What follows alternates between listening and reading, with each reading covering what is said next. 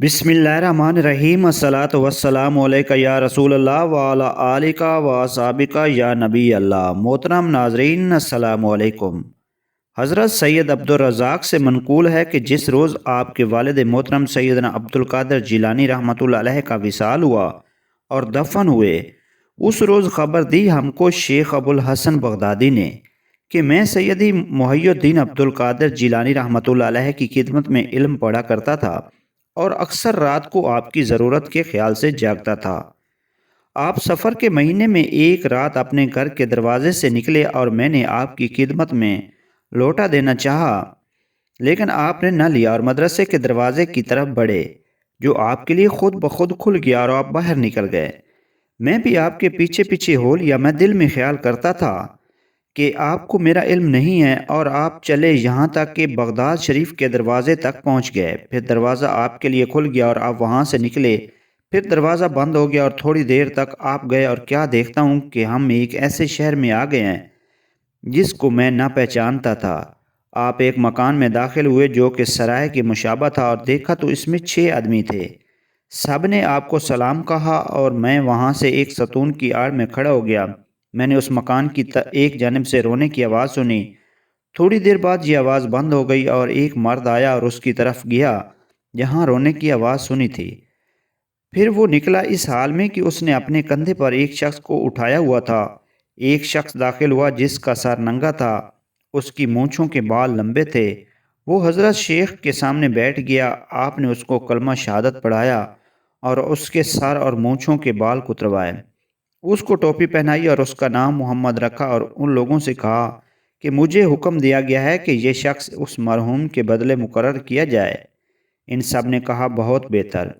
پھر حضرت شیخ نکلے اور ان لوگوں کو وہیں چھوڑا، اور میں آپ کے پیچھے پیچھے ہو لیا، یہاں تک کہ ہم بغداد شریف کے دروازے تک پہنچ گئے تو وہ پہلے کی طرح خود بخود کھل گیا۔ پھر آپ مدرسے میں آئے، اس کا دروازہ بھی خود بخود کھل گیا۔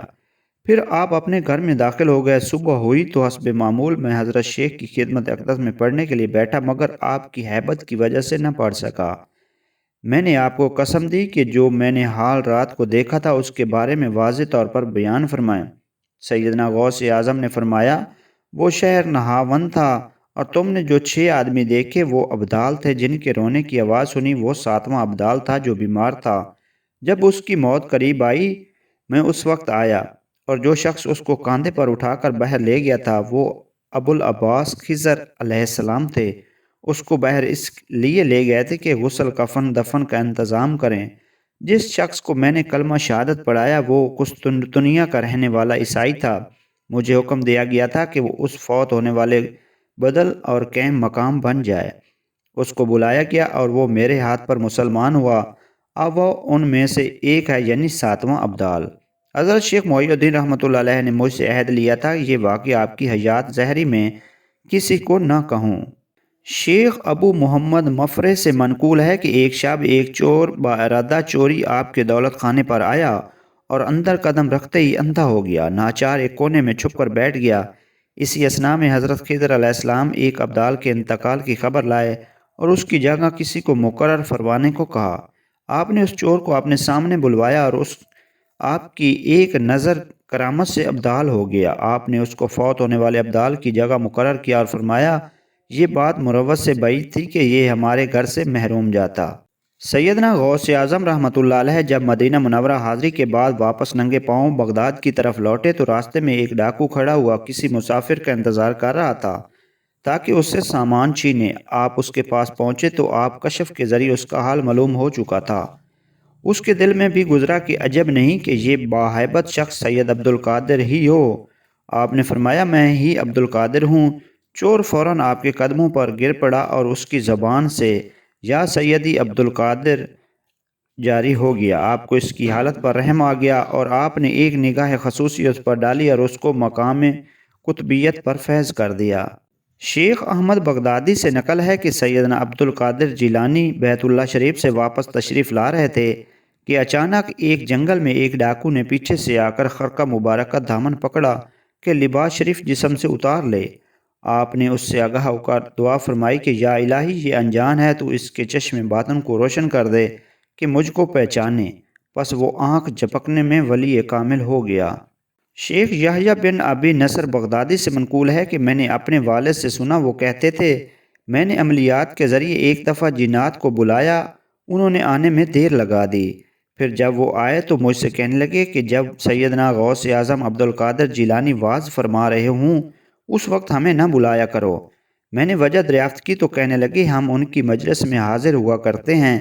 میں نے کہا تم بھی جاتے ہو؟ کہنے لگے ہاں، انسانوں سے زیادہ ہم جنات کا ہجوم ہوتا ہے، اور ہم میں سے بہت سے گروہ ہیں جنہوں نے آپ کے دست اقدس پر توبہ کی اور اسلام لائے۔ شیخ احمد رحمۃ اللہ علیہ زندہ شیر پر سوار ہو کر اولیاء اللہ کے پاس جایا کرتے تھے اور ان کے مہمان بنا کرتے تھے۔ ہر میزبان آپ کے شیر کے کھانے کے لیے ایک گائے پیش کیا کرتا تھا۔ ایک مرتبہ شیخ احمد بغداد آیا اور سیدنا غوث اعظم رحمۃ اللہ علیہ کے مہمان بنے۔ لوگوں نے عرض کی یہ جس کے بھی مہمان ٹھہرتے ہیں میزبان اس کے شیر کے لیے ایک گائے دیتا ہے۔ آپ نے فرمایا شیخ صاحب کو ایک گائے لے جا کر دے دو۔ جب گائے کو شیر کے پاس لے کر جانے لگے تو آپ کے در کا ایک چھوٹا سا کتا گائے کے پیچھے ہو لیا، گائے کو شیر کے قریب کر دیا۔ جب شیر گائے پر جھپٹنے لگا تب کتے نے شیر پر حملہ کر دیا اور اس کو پھاڑ ڈالا۔ شیخ احمد آیا اور سیدنا غوث اعظم کی ہاتھ پر توبہ کی اور ہاتھوں کو بوسہ دیا۔ شہنشاہ کرامت سیدنا غوث اعظم رحمۃ اللہ علیہ کی کرامات سے یہ بات حضرت شیخ علی بن نصر الحیتی کے اذکار میں بڑی سند کے ساتھ درج ہے کہ جو شخص شیر کے سامنے آئے تو حضرت سیدنا غوث اعظم کا نام لے، شیر اس پر حملہ آور نہیں ہوگا۔ جو شخص مچھروں کی آفت سے محفوظ رہنے کے لیے آپ کے نام کا وظیفہ کرے مچھر وہاں سے دفع ہو جائیں گے۔ ایک مرتبہ حضرت ابو حفص عمر بن سہل بغدادی اپنی اونٹنی ہانکتے ہوئے سیدنا غوث اعظم کی خدمت میں حاضر ہوئے اور عرض کیا میں حج کے لیے جانا چاہتا ہوں اور یہ اونٹنی چلنے سے قاصر ہے، اس کے علاوہ میرے پاس کوئی سواری نہیں ہے۔ سیدنا غوث اعظم رحمۃ اللہ علیہ نے اونٹنی کی پیشانی پر ہاتھ رکھا اور ایک ایڑی لگائی تو آپ کی کرامت سے اونٹنی بیت اللہ شریف تک تمام سواریوں سے آگے آگے چلتی تھی، حالانکہ وہ اس سے پہلے سب سے پیچھے رہتی تھی۔ تحقیق الاولیاء فی شان سلطان الاصفیاء میں مشائخ سے منقول ہے کہ ہم حضرت شیخ عبدالقادر جیلانی کے ہمراہ کشتی میں سوار تھے، ہم میں سے ایک آدمی فوت ہو گیا۔ ہم نے ارادہ کیا کہ اس کے جسد کو دریا میں ڈال دیں، مگر حضرت شیخ نے اپنے تصرف سے دریا کو خشک کر دیا۔ بس ہم نے اس کے لیے قبر کھودی اور اس کو دفن کر دیا، پھر پانی اور کشتی دونوں بلند ہو گئے۔ شیخ عارف ابو محمد مفرج بیان فرماتے ہیں کہ شیخ عطا اونی صبح کے وقت اپنے شہر سے ہر جمعہ کے روز نیسان تک پانی میں جایا کرتے تھے، ان کے مرید ان کے ساتھ ہوتے تھے، وہ بلند مرتبہ تھے، ان کے مریدوں میں بعض شیر پر سوار ہوتے تھے۔ میرے دل میں یہ خطرہ گزرا اور میں بغداد شریف جا کر سید عبدالقادر جیلانی کی خدمت میں حاضر ہوا اور شیخ عطا کا حال بیان کیا۔ آپ خاموش رہے۔ جب میں نے واپسی کی اجازت مانگی تو آپ نے رخصت کرتے ہوئے فرمایا تم پانی تک پہنچو تو گزرگاہ آپ کے نزدیک کھڑے ہو کر یہ کہنا کہ سید عبدالقادر رحمۃ اللہ علیہ تجھ کو کہتے ہیں کہ شیخ عطا اور ان کے ساتھیوں کو گزرنے نہ دینا۔ پھر میں واپس ہوا اور پانی کی گزرگاہ کے پاس کھڑا ہو کر شیخ کا پیغام دیا۔ جب جمعہ کا دن آیا تو شیخ عطا اور ان کے مرید اپنے معمول کے مطابق آئے اور پانی سے گزرنے کا ارادہ کیا۔ ان کے اور پانی کے درمیان ایک گھاٹی تھی، پانی بڑھتا گیا یہاں تک کہ گھاٹی تک بلند ہو گیا اور وہ لوگ گزرنے پر قادر نہ ہو سکے۔ پھر شیخ عطا نے اپنے مریدوں سے کہا تم اپنے سروں کو ننگا کر لو کہ ہم بغداد جائیں اور سیدنا عبدالقادر جیلانی سے معافی مانگیں۔ بس پانی اپنی حد تک اتر آیا۔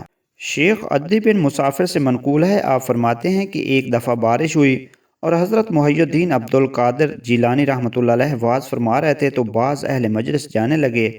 تب آپ نے آسمان کی طرف سر اٹھایا اور کہا اے پروردگار میں لوگوں کو جمع کرتا ہوں اور تو بکھیرتا ہے۔ بس اسی وقت خدائے بزرگ کے حکم سے بارش مجلس کے اوپر سے بند ہو گئی اور مدرسے کے باہر بارش ہوتی رہی، اہل مجلس پر ایک قطرہ بھی نہ پڑتا تھا۔ آپ ہی سے منقول ہے کہ آپ نے فرمایا کہ ایک سال دریائے دجلہ اس قدر بھر آیا کہ بغداد غرق ہونے لگا تھا۔ لوگ سید عبدالقادر جیلانی کی خدمت اقدس میں فریادی بن کر واپس آئے۔ تب آپ نے عصا لیا اور دریا کے کنارے تک آئے، پانی کی حد کو اس کے گاڑ دیا اور فرمایا یہاں تک رہے۔ اسی وقت پانی اتر گیا۔ ناظرین کرام، شیخ عبدالقادر جیلانی کے تمام واقعات اور کرامات مختلف کتب سے اخذ کی گئی ہیں۔ ان کو پڑھنے میں اور آپ کو سنانے میں کہیں غلطی ہو گئی ہو تو اللہ پاک ہمیں معاف فرمائے۔ جزاک اللہ خیرہ۔